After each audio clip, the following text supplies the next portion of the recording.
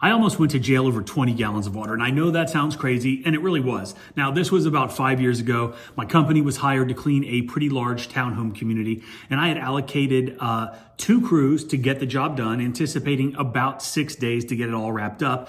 And as with 99.999% of properties, we were using their water. Now, there were no community water spigots anywhere on the property with the exception of one at the car wash station. So each individual condo had their own water source, which they paid for. And that's how we were going to be filling up our tanks throughout the entire job. So there were 18 buildings, 4 units per building. And prior to starting the job, I met with the Homeowners Association board to go over all the details, which also included where we were going to get the water and how we were going to go about doing that. In most cases, when you're dealing with HOAs or property managers, they are more than willing and able to help with details like this. Now, there were 4 board members. Each of them lived in different buildings on the property. Each of them also understood how water is billed, and they knew that there was not going to be a huge spike in their monthly bill as a result of the cleaning. So to eliminate potential issues, they said that we could use their unit's water to clean each of those particular buildings. So we eliminated 4 buildings out of the 18, and we were able to reach 2 buildings using the water at the car wash, and there were also 3 vacant units in 3 separate buildings that we could tap into. So we were able to wash half of the buildings. That's 9 buildings without having to stop and switch water sources 4 times during the cleaning process. Now, that doesn't seem like a lot, and it's really not, but when you're in a groove, when you're out there and you're grinding away, and this was during the summer, we live in the deep south, and it's about 100 degrees, humidity is 110%, it's just outrageous.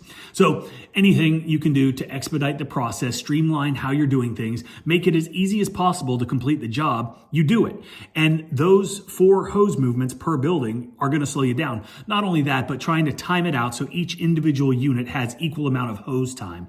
Don't really know what to call it, so I called it hose time. And that's time consuming in itself. And honestly, it's just a pain in the ass. But I knew this going in and I accounted for it. I charged for it, but that doesn't make it any less annoying. But like I said, we accounted for half the buildings, which was a huge help. And I honestly didn't think there was going to be any issues. So the first couple days went well on the job. No significant issues, no equipment issues, no resident issues, no HOA issues, and no employee issues. Things were going smoothly.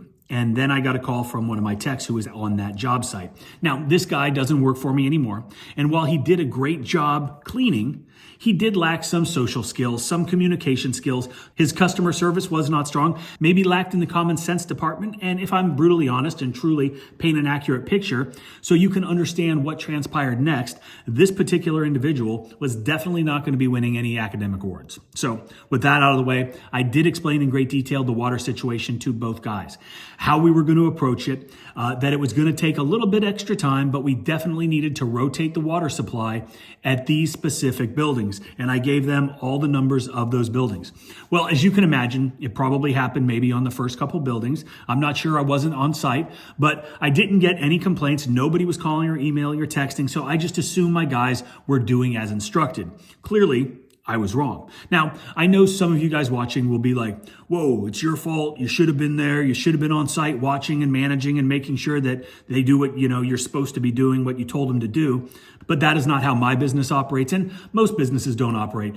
Just because I'm the owner doesn't mean I'm on the ground at every single job managing. I do my best to train, to hire the best people that I can, and then choose the right people for the right jobs. I do my best to play into the strengths of my employees, just like a coach does. You try to put the people in place that are good at what they do so they can be successful. You don't put a lineman in at wide receiver, just like I shouldn't put somebody pressure washing a townhome community that is requiring a very specific set of instructions to somebody that can't follow instructions very well.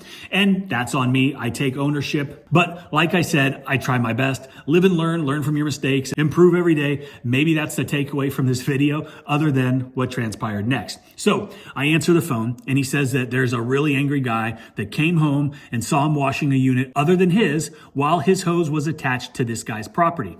Now, it was actually across a little street. So the hoses were stretched across the street. And now at this point, I didn't know that he wasn't doing the proper rotation of unit to unit. So I just told him to apologize, detach his hose, attach it to the property that he was cleaning, and give the guy my information, and I would help to resolve any issues. Because the last thing that you want to do is have that guy run to the HOA and complain. I don't like red flags, and I try to mitigate all these issues myself, right? Because People like to do business with companies that make it easy for them. And when you have a resident complaining, that's not easy. So I do everything I can to quell those scenarios before it escalates to the point of involving management or board members. Now, my employee proceeds to tell me that this guy doesn't speak English well, and he's not really able to communicate in a way that my employee can understand. So basically, this guy was yelling. My guy didn't know what was going on, except he knew he was in the wrong. And my tech found out this guy was upset because he was on the back side of the building and his machine cuts off. So obviously he walks around to the truck and there is this guy standing there waiting after he cut off the machine. Now, this alone would piss me off, and it really pissed my employee off. And if you remember the picture that I tried to paint of this particular employee, you know this was probably not going to end well. So not only did this guy cut off the machine, he somehow managed to park his car both in front of the truck and trailer, but also on both the high pressure hose and the water supply line, thus enraging my employee that much more. So they had words. Apparently it got heated, it got ugly, and was almost to the point where it was going to get physical when he finally decided to call me, which was the same point that the resident decided that he was going to call the police.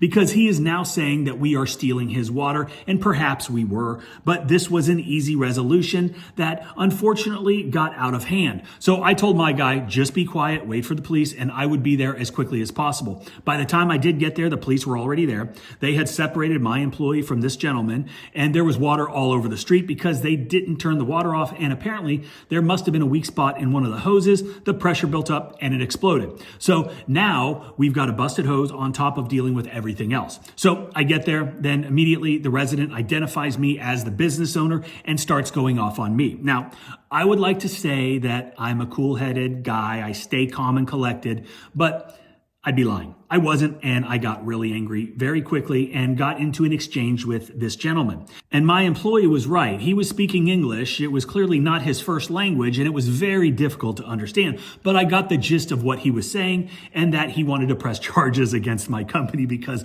we were stealing his water. Now, the police officer had better things to do than this. This was on private property, but now, with the police car there, my guy, this guy, me, it became quite a scene. So I tell this guy that he needs to relax. He didn't like that. I told him that I would pay the difference in his water bill if he saw any spike. He said he just wanted me to go to jail. This was the point where my professionalism began to wane, his unwillingness to be a good human and understand that mistakes were made, and the fact that I was trying to remedy the problem really pissed me off. I told him that he needed to move his vehicle, and I would also be sending him an invoice for the broken hose that he parked on. And that sat well with him, about as well as me telling him to get in his car and pull away before I lost my mind and did something that would actually warrant a trip to jail.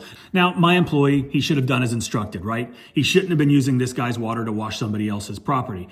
But this really could have been resolved with a simple phone call. My guy isn't working. The work isn't getting done. This guy isn't moving his vehicle. The police are involved. And now my contact from the HOA comes out. He's trying to calm the guy down, but also letting me know that this guy is a complete prick and is always causing problems for the community, which is a good thing, I guess, but still doesn't make this particular situation any better. And that's when this guy pokes his finger in my chest and tells me he isn't moving his truck until I go to jail.